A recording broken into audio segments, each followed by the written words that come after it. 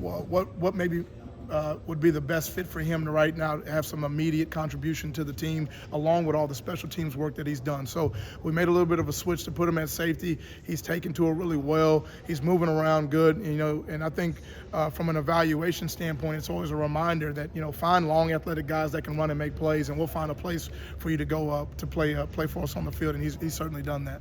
Where have you seen Xavier grow this year? I mean, he was in position to make that defensive touchdown on Saturday. Just what have you seen? Just steady. Hard work, steady commitment.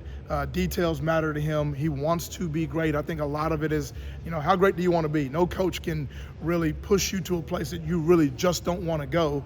Our job is to find out what your goals are, push you even higher than those, but to meet you and be as accessible as possible to help you reach the goals that you've set for yourself from the onset. Xavier has always talked about the type of player he wants to be, what he wants to look like on film, what his vision is for himself here at Alabama. So our job is to help him reach those goals. He's putting in the work. He's showing the dedication and the commitment. He's putting the time in with the film study. He takes every practice rep like a game rep.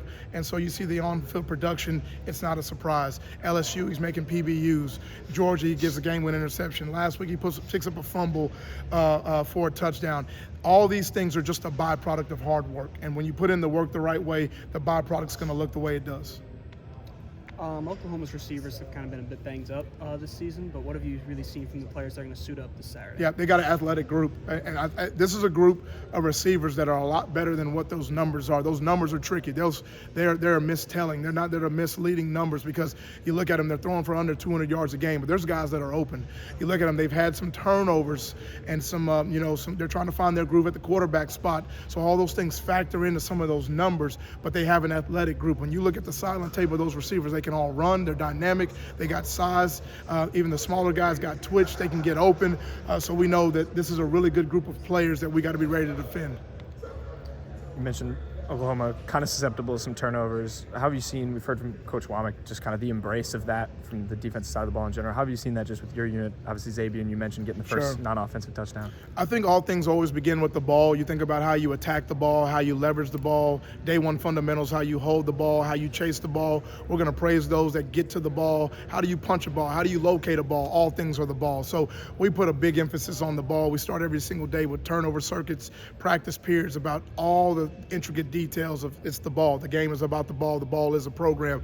And so we want to continue to see if we can put ourselves in a position to be on the plus side of that turnover margin. And you look at what wins in college football these days, it's explosive plays, it's turnover margin.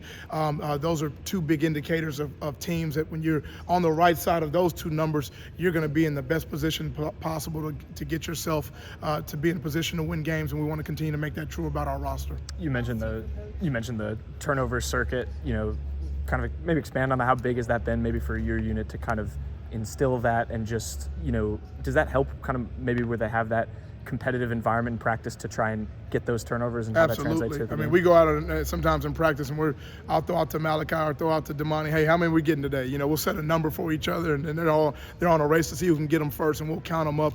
But I think, anything you can, practice and teach and emphasize, you want to bring all those things into alignment. We can say we want to take the ball away, but if we don't teach it the right way and we don't really make an emphasis of it, it's not going to happen the right way. So I think you look at all three levels of our defense that are able to affect the ball in some way. We know that if you can't become a great player if you don't affect the ball defensively. So we judge it, a lot of our defensive guys, by how closer to you are you to the ball when the play ends. How much of an effect do you have on the ball, and then obviously operating inside the scheme and the framework of the defense to do your job inside of that. But those guys have been doing a phenomenal job. They're hungry to attack the ball, and it's something that we got to continue to make an emphasis as we go through the rest of SEC play and on forward throughout the rest of the season. Thank you, guys.